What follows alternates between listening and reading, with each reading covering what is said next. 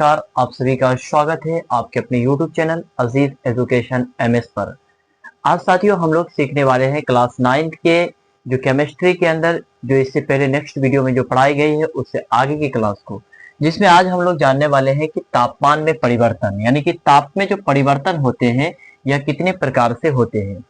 तापमान पिछले क्लास में हम लोग पढ़ चुके थे नेक्स्ट वीडियो में कि ठोस के जो अंदर अवस्था है उसके अवस्था के, उसके आकार के, उसके आयतन के बारे में पढ़े थे। पदार्थ की तीनों अवस्था को पढ़े थे, ठोस, द्रव और गैस। आज वहीं से आगे का नेक्स्ट टॉपिक है जिसका नाम है तापमान में परिवर्तन। आप यकीन इस पूरे क्लास को देखते रहिए, आपको क्लास में ही पता चल जाएगा तापमान में कैसे परिवर्तन होता है। तापमान में परिवर्तन तीन प्रकार से होते हैं। सबसे पहले गलनांक, गलनांक बिंदु जिसे कहते हैं। दूसरा कहते हैं हम लोग क्वथनांक बिंदु, क्वथनांक। और तीसरा होता है ऊर्ध्वपातन, ऊर्ध्वपातन, ऊर्ध्वपातन। क्वथनांक और ऊर्ध्वपातन, गलनांक बिंदु, क्वथनांक और ऊर्ध्वपातन, इन तीनों तापमान में परिवर्तन होती है। इसकी तापमान के अंदर जो एक्टिविटी रिएक्शन होती है वह किस प्रकार से होती है, इन सारे डिटेल में मैं आपको पढ़ाऊंगा। सबसे पहले टॉपिक पर आते हैं जिसका नाम है गलनांक।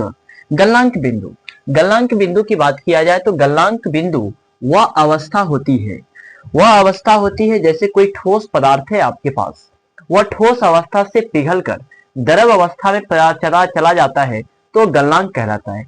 जैसे आप किसी जगह फ्रिज के अंदर से एक बर्फ को निकाले और वह बर्फ को धीरे धीरे छोड़ दिए बाहर में, तो वो बाहर में धीरे धीरे क्या होगा, पिघलना शुरू करेगा। और वो बर्फ ठोस था, ठोस से पिघलकर यदि द्रव अवस्था में चला जाता है तो वह हमारा गलनांक है, क्योंकि वो धीरे धीरे ठोस अपनी अवस्था को छोड़कर पानी लिक्विड बन रहा है और गल रहा है, तो वह अब क्या है, पानी बन गया, तो तरल पदार्थ बन गया। तो इस प्रकार के बिंदु को ही हम गलनांक बिंदु कहते हैं। इस प्रकार के रिजेक्शन को ही हम लोग गलनांक बिंदु कहते हैं। तो कह सकते हैं वह ठोस का तापमान, वह ठोस का तापमान जो ठोस अवस्था को छोड़कर द्रव अवस्था में चला जाता है वह गलनांक बिंदु कहलाता है। आप कह सकते हैं जब कोई पदार्थ ठोस हो, ठोस से पिघलकर वह द्रव में पूर्णतः चला जाएगा तो द्रव अवस्था, जैसे आपको बताया मैंने कि बर्फ है और बर्फ से पिघल करके वो पानी बन जाता है, तो ऐसी अवस्था को हम लोग गलनांक अवस्था कहते हैं, गलनांक बिंदु कहते हैं। आगे समझिए, अगला टॉपिक है हमारा क्वथनांक। क्वथनांक की बात किया जाए तो क्वथनांक क्या होता है, यह एक ऐसा तापमान है, एक ऐसा परिवर्तन है, एक ऐसा रिजेक्शन है, जो एक ऐसा रिजेक्शन है जिसमें कह सकते हैं कि द्रव अवस्था को छोड़कर सीधा गैसीय अवस्था में चला जाता है। मान लीजिए कोई कंटेनर है, इस कंटेनर में पूरा का पूरा मैंने पानी भर दिया और इस कंटेनर के नीचे से हम लोग उष्मा डाल रहे हैं। अब ये उष्मा की उपस्थिति में ये कंटेनर गर्म होगा। जब ये कंटेनर गर्म होता है तो ये पानी धीरे धीरे खोलना शुरू करेगा। अब ये खोल करके धीरे धीरे से इसमें से वाष्प बन करके उड़ जाती है। ऐसी वाष्प बनने की प्रक्रिया को हम लोग कहते हैं गैसीय अवस्था। ये जो बन करके उड़ रहा है, गैस बन करके उड़ रहा है, तो कह सकते हैं हम लोग जब वह अवस्था जो द्रव अवस्था को छोड़कर गैसीय अवस्था में चला जाता है उसे ही हम लोग कहते हैं क्वथनांक बिंदु। क्या कहेंगे, जो वह अवस्था जो द्रव अवस्था को छोड़कर कौन अवस्था में, गैसीय अवस्था में, गैसीय अवस्था में चला जाता है वह क्वथनांक बिंदु कहलाता है, क्वथनांक बिंदु कहलाता है। याद रखिएगा, कोई पानी है और उस पानी को हम गर्म करते हैं तो धीरे धीरे वाष्प बन करके जो वो उड़ जाती है वो गैसीय अवस्था में चली जाती है और ऐसी अवस्था को ही हम लोग कहते हैं गलनांक, क्वथनांक बिंदु। सो क्वथनांक बिंदु हम लोग कहते हैं। आगे हम इस दोनों टॉपिक आपको क्लियर है? Is it clear to everyone, all students? ध्यान से समझिए। अब इसमें हमारा ये दोनों टॉपिक क्लियर हो गया। अब इसमें समझना हम लोग को ऊर्ध्वपातन। ऊर्ध्वपातन में क्या होता है?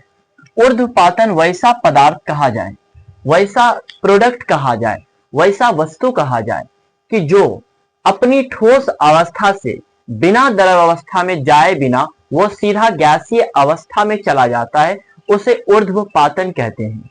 जैसे मान लिया जाए, अब बात किया जाए कि अभी जैसे हम लोग परफ्यूम छींटते हैं तो परफ्यूम यहां पर ही रहती है और परफ्यूम यहां पर छींटते हैं, महक दूर तक चली जाती है तो उसकी द्रव अवस्था नहीं गई है वहां तक, बट उसकी जो सुगंध है, उसकी जो सेंट है वो वहां तक जाती है। लेकिन ये एग्जाम्पल नहीं है इसका। आपको समझना है कि जैसे बर्फ, जब बर्फ को फ्रीजर से बाहर करते हैं तो उसमें बहुत सारी भाप निकलती है और वो भाप जो होती है ना, वो ठोस अवस्था से निकलने वाली होती है और वो सीधा भाप गैसीय अवस्था में जाकर उड़ जाता है, जो हमारे पास नहीं बच पाता है। ऐसी अवस्था को ही हम लोग ऊर्ध्वपातन कहते हैं। कह सकते हैं वह अवस्था जो सीधे ठोस से सीधे गैसीय अवस्था में परिवर्तन होता है, जिसे ऊर्ध्वपातन कहते हैं। कहते हैं वह अवस्था जो ठोस से सीधे गैसीय अवस्था में चला जाता है, वह ऊर्ध्वपातन